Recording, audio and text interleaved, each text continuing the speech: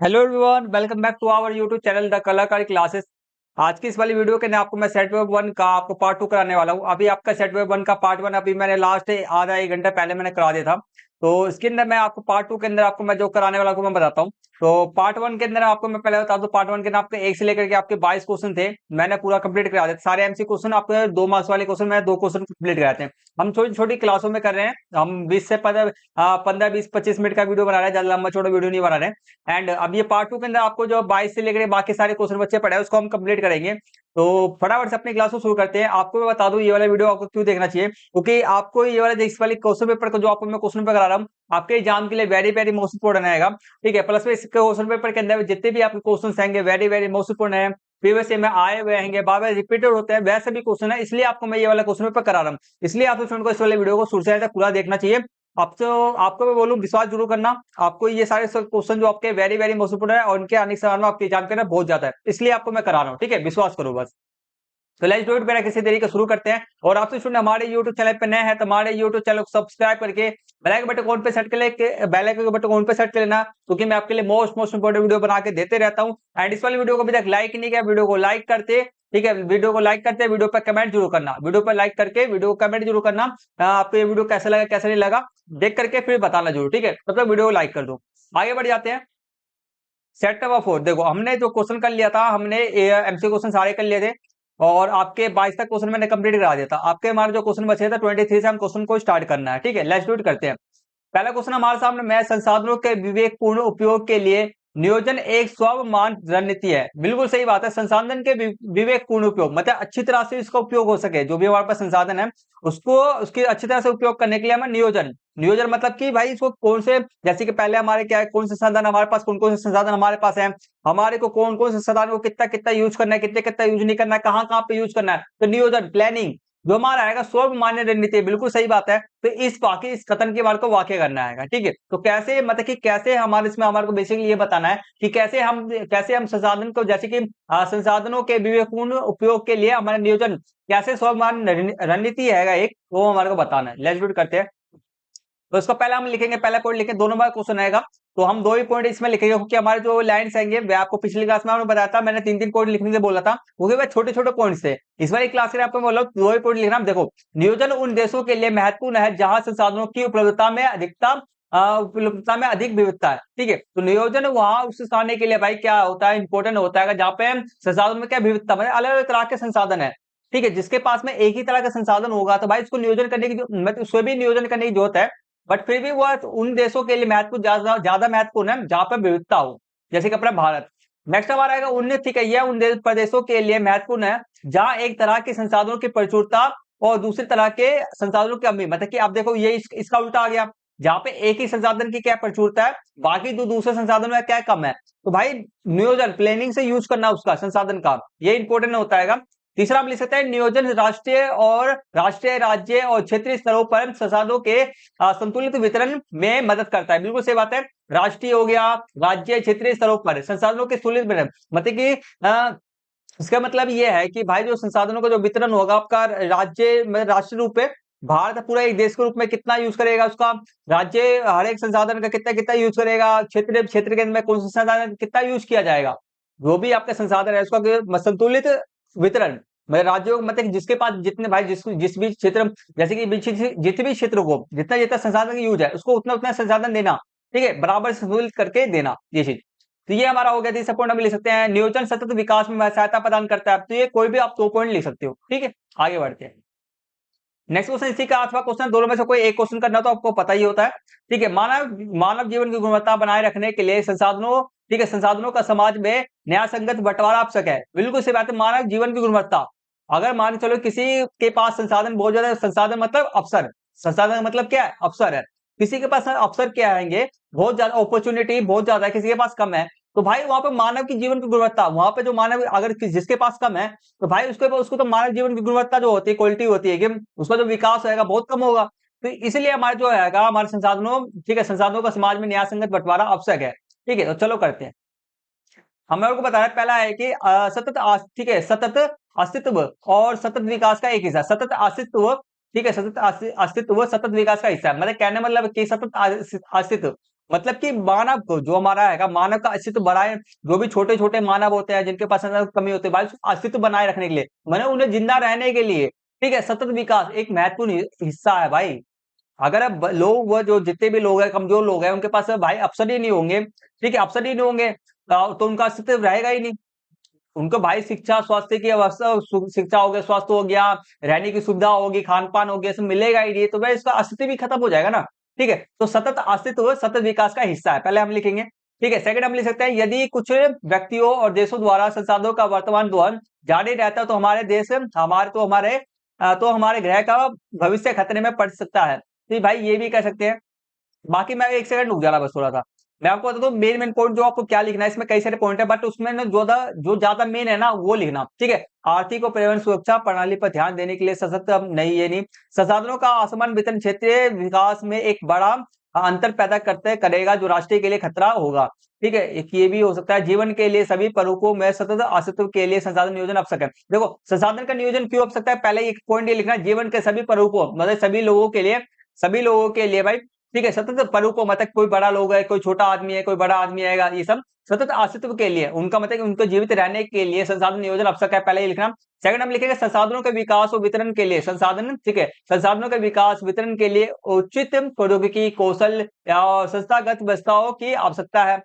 ठीक है, संसाधन मतलब ये संसाधनों के विकास के लिए भाई, विकास के लिए, वितरण के बांटने के लिए इसकी आवश्यकता होती है। आगे करते हैं, गुणात्मक और मात्रात्मक आकलन के लिए संसाधनों का विवेकपूर्ण उपयोग आवश्यक है।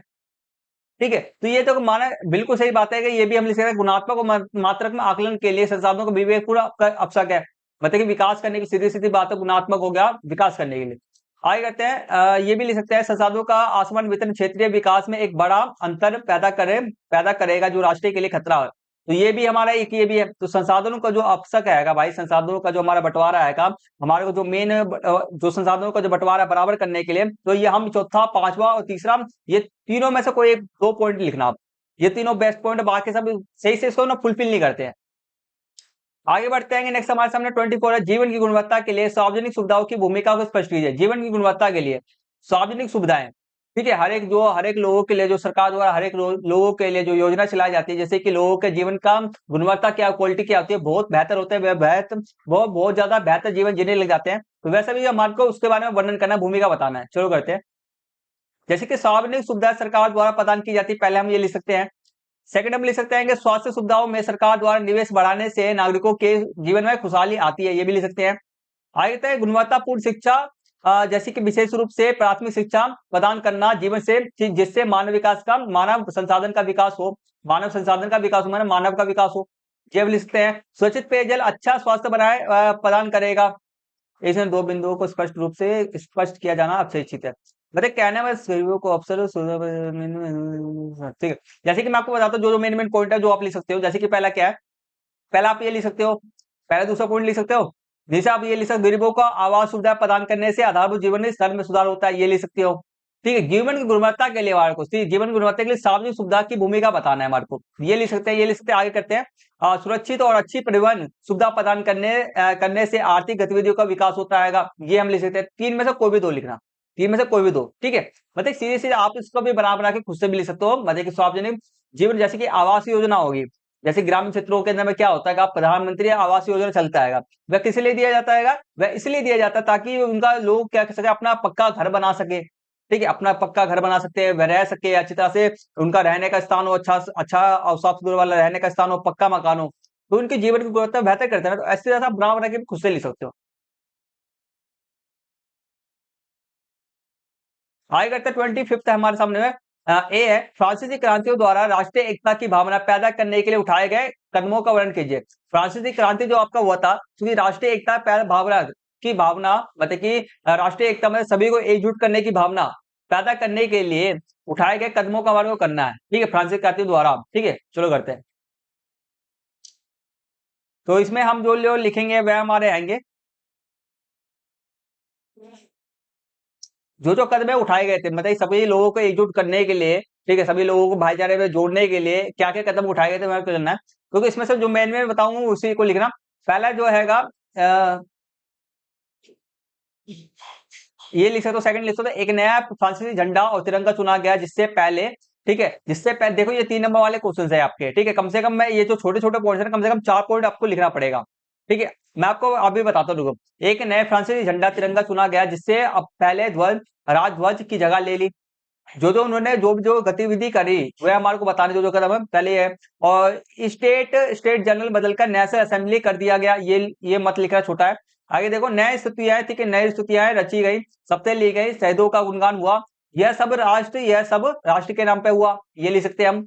एक केंद्रीय प्रशासनिक प्रणाली शुरू की गई। एक केंद्रीय प्रशासनिक प्रणाली मतलब एक सरकार मतलब के एक ऐसी संस्था स्थापित की, संगठन बनाया गया, संस्था या संगठन बनाया गया जिसके द्वारा हमारे शासनिक प्रणाली जो हर एक देश को चलाएगा, ठीक है, कानून बनाएगा, ये सब।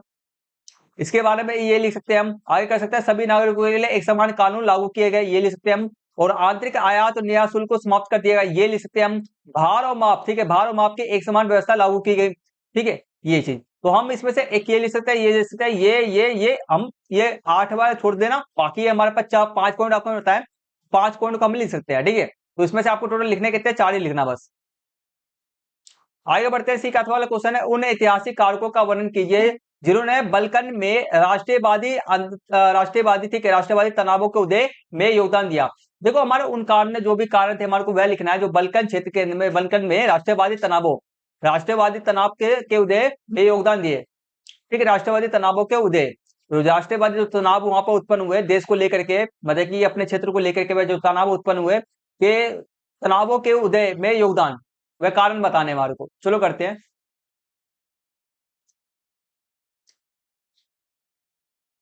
देखो, पहले क्या आएगा हमारे, पहले हम लिखेंगे बल्कन भौगोलिक और जातीय विविधता वाला क्षेत्र था, पहला ये है, ठीक है, ये लिख सकते हो, इसको मत लिखना, मैं तो ये बोलूंगा मत लिखा। आगे सेकंड देखो, बल्कन क्षेत्र का एक बड़ा हिस्सा ओटोमन साम्राज्य के नियंत्रण में था, ठीक है, जो जो हमारे कारण थे, तो हमारे सेकंड हम लिखेंगे बल्कन क्षेत्र का जो एक बहुत बड़ा हिस्सा था जो हमारे ओटोमन साम्राज्य के नियंत्रण में था, ये हो गया। सेकंड हम लिख सकते हैं, रोमानी राष्ट्रवाद के विचार फैलने, ठीक है, फैलने और ओटोमन साम्राज्य के विघटन से इस क्षेत्र की स्थिति विस्फोटक हो गई, ये हम कारण लिख सकते हैं। और आंतरिक सुधारों के माध्यम से आधुनिकीकरण के अपने प्रयासों में ओटोमन विफल रहे, ठीक है, ये कारण था। फिफ्थ हमारा आएगा, यूरोपीय राष्ट्रवादियों ने ओटोमन सब नियंत्रण से अलग होकर अपनी स्वतंत्रता की घोषणा की, ये एक साम्राज्य, ये एक कारण था। सिस्टम लिख सकते हैं, बल्कन लोगों ने आजादी व राजनीतिक अधिकारों के अपने दावों को राष्ट्रीयता का आधार दिया, जिससे साबित हुआ कि वह कभी स्वतंत्र थे, ये कारण था। वहां पे दंगे, वहां पे जो भी अपना क्या उठाया गया था, कदम सब उठाए गए, आंदोलन किया गया, सब ये हम लिख सकते हैं। बल्कन क्षेत्र तब तीव्र संघर्ष में बदल गया जब प्रत्येक बल्कन राष्ट्र ने दूसरे की कीमतों पर अपने क्षेत्र का विस्तार करने की कोशिश की, ये हो गया। एंड इस क्षेत्र में बड़ी शक्तियों की प्रतिद्वंदिता के कारण परिस्थितियां अधिक जटिल हो गई। तो ये सब कारण थे हमारे, जिसके कारण वहां पर क्या हो गया था, हमारा राष्ट्रीय तनावों को उदय में योगदान दिया, ये सब थे। 16 लिखा 26 है, भारत में किसी को लाभदायक बनाने के लिए सरकार द्वारा किए गए उपायों की परख करना है हमारे को, ठीक है, किसी को लाभदायक बनाने के लिए सरकार द्वारा जो कदम उठाए गए, मतलब किसी किसानों को एकदम बहुत अच्छा हो। देखो, तो पहले हम लिस्ट है 1980 1990 के दशक में भूमि सुधारों में संस्थागत और तकनीकी सुधार किए गए। सेकंड नंबर से सूखा, बाढ़, चक्रवात, आग, बीमारी के खिलाफ फसल बीमा के प्रावधान पेश किए गए, ये हम कर सकते हैं। तीसरा हमारा, कम ब्याज वाली दरों पर ऋण प्रदान करने के लिए ग्रामीण बैंकों और सरकारी समितियों की स्थापना की गई। और हम कह सकते हैं, किसानों को किसान क्रेडिट सीसीडी प्रदान करने के लिए सरकार द्वारा उठाए गए कदम। तो इसमें कई सारे हमारे पास है, तो हम कोई भी हमारे को ये सारे बड़े बड़े पॉइंट्स है, तो कोई 3 ही पॉइंट लिखना बस, 3 नंबर क्वेश्चन 3 ही पॉइंट लिखना बस, ठीक है। क्योंकि लिख सकते हैं, सरकार द्वारा व्यक्तिगत दुर्घटना बीमा योजना पेश की गई। रेडियो और टीवी द्वारा टीवी पर किसानों के विशेष मौसम बुलेटिन और कृषि कार्यक्रम का प्रसारण हुआ, ये सब चीजें। आगे बढ़ जाते हैं। नेक्स्ट मासा में 1991 में लागू की गई व्यापारिक नीति ने भारत में वैश्वीकरण की प्रक्रिया को किस प्रकार उत्प्रेरित किया, ठीक है। 1991 के अंदर जो हमारा व्यापारिक नीति नीति ने भारत में वैश्वीकरण मतलब कि वैश्वीकरण मतलब कि अपने जो देश के अपने देश के जो दरवाजे को खोल देना, ताकि दूसरे देश हमारे देश के अंदर में क्या व्यापार कर सकते हैं, ठीक है, व्यापार कर सकते हैं। तो उसको हमारे उत्प्रेरित किया, किस प्रकार हमारा वैश्वीकरण को किस प्रकार से दूसरे देश हमारे पे आ सके, तो उसको कैसे किया, जो भी लागू किया गया 1991 में लागू की व्यापार नीति जो थी उसने कैसे किया, हमारा वैश्वीकरण को बढ़ावा कैसे दिया हमारे देश के अंदर में, वह हमारे को बताना है।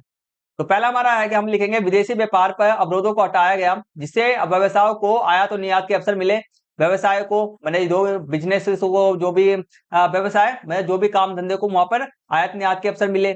एंड सेकंड हमारा बहुराष्ट्रीय कंपनियों द्वारा निवेश को प्रोत्साहित किया गया, उदाहरण के लिए जैसे कि cell phone, automobile, soft drink, fast food, ये सब।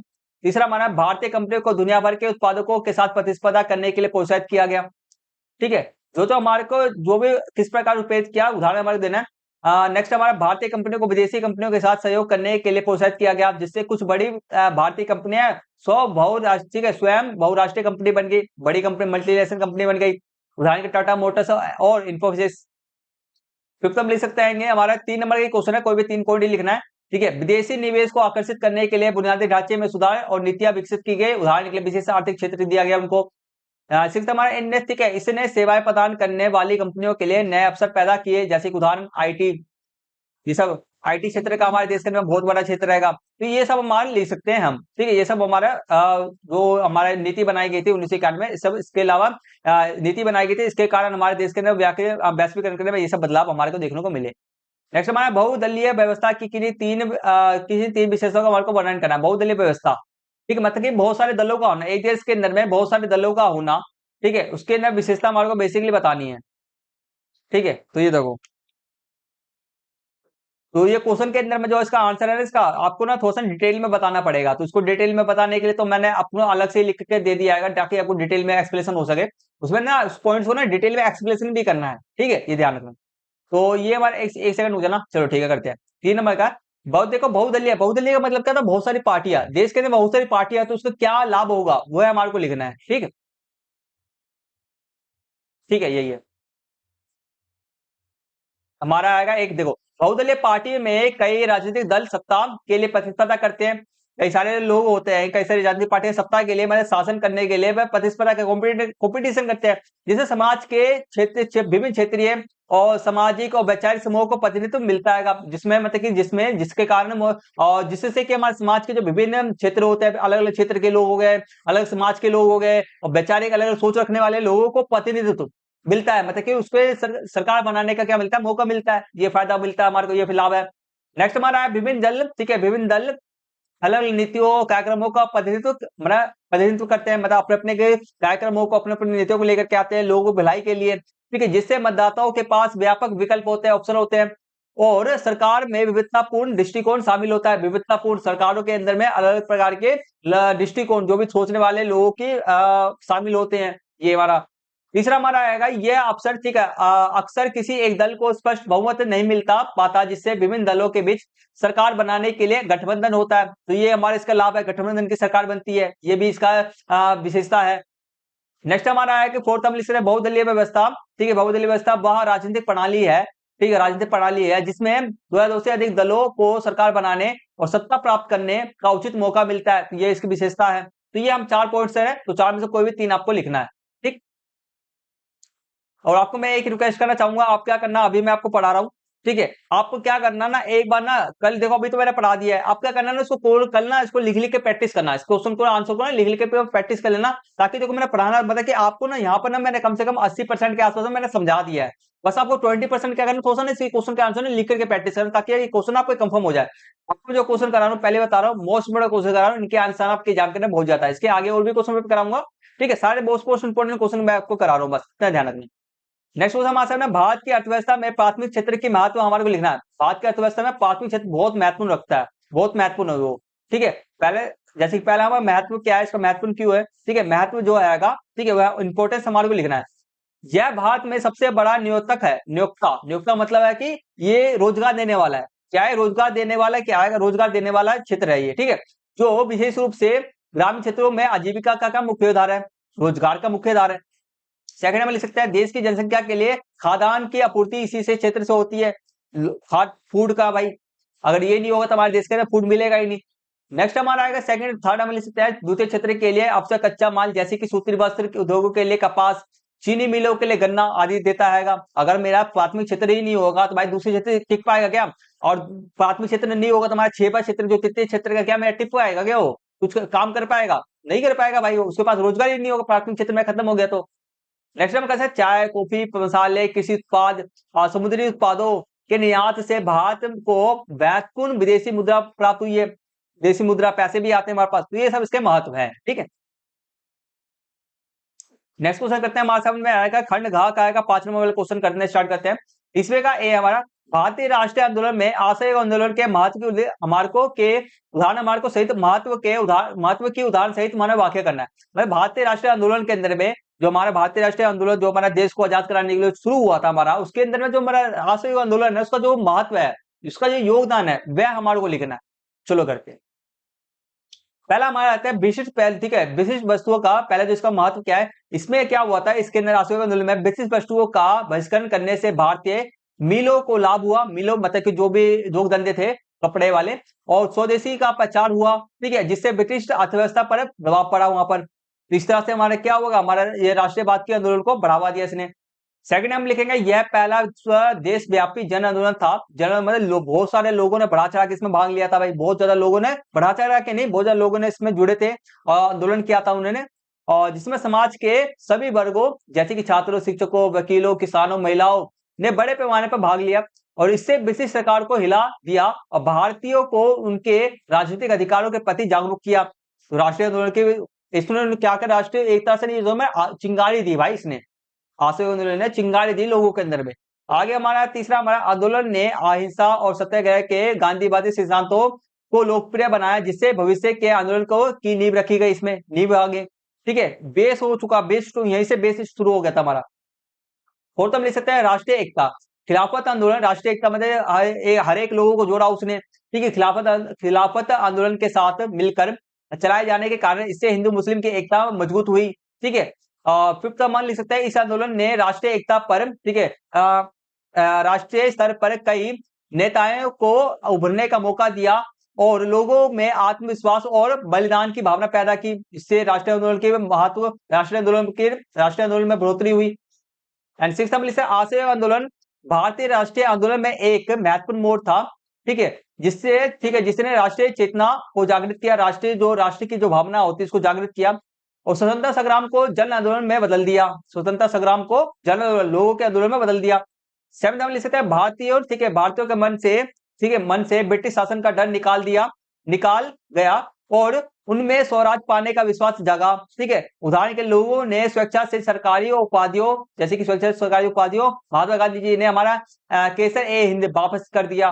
तो ये सब हमारे महत्व था, हमारा असहयोग आंदोलन का ये सब महत्व था। ठीक है, तो हमारे साथ है कोई भी हमारे को 5 ही लिखना है। ठीक है, ये आसान था। तो हमने यहाँ तक क्वेश्चन हमने कंप्लीट कर लिया। आज की क्लास में मैं आपको यहीं तक कराऊंगा। मैंने आपको पहले बोला था शुरुआत में ही, आपको मैं छोटे छोटे पार्ट्स में पढ़ाऊंगा जिससे कि आपको पढ़ने में भी मजा आए, समझने में भी अच्छी तरह से आए। ठीक है, इसके आगे क्वेश्चन आपको नेक्स्ट पार्ट के अंदर पूरा कंप्लीट करा दूंगा। मैप के लिए आपको मैंने बताया, ये मैप के लिए मैंने वीडियो करा ही दिया है। तो मैप का वीडियो लिंक इस वाले वीडियो के डिस्क्रिप्शन बॉक्स में दे दूंगा, जरूर देख लेना। मैप का 5 नंबर 10 से 15 मिनट का वीडियो देख लेना, 5 बजे 5 में पक्के आपके। अब इससे आगे जो क्वेश्चन आपके आएंगे 31 से लेके आपके ज्यादा नहीं है क्वेश्चन, वे आपको मैं कंप्लीट करा दूंगा नेक्स्ट क्लास में। आपका 33 तक, बाकी इसके आगे 33 तक क्वेश्चन हमारे हैं बस। इसके आगे क्वेश्चन आपके पैसेज वाले उसका आंसर उसमें मिल जाता है, इसलिए मैं आपको कराऊंगा नहीं। तो छोटा हमारे 7 क्वेश्चन बच्चे पड़े हैं, तो नेक्स्ट क्लास में कंप्लीट करा दूंगा। तो आशा करता हूं आपको ये क्लास आपको बहुत बढ़िया लगा होगा। कोई दिक्कत परेशानी कुछ भी हो, डाउट कुछ भी हो तो कमेंट जो करना। और आपको मैंने बताना मैं भूल गया, आपको टेलीग्राम क्वेश्चन पेपर का पीडीएफ चाहिए, आंसर की का पीडीएफ चाहिए, तो आप सब स्टूडेंट क्या करना, हमारे टेलीग्राम चैनल को जोड़ के लिए आपको क्वेश्चन पेपर आंसर की का पीडीएफ मिल जाएगा। ठीक है, और इंग्लिश मीडियम वाले बच्चे भी क्वेश्चन पेपर हमारे से ले लें, तो लेट्स वेट करते हैं बस। तो आज की क्लास में यहीं पे फिनिश करते हैं, मिलते हैं जल्दी से नेक्स्ट वीडियो के अंदर में। तब तक के लिए टेक केयर, टेक बाय, जय हिंद, जय Bharat and thank you for watching.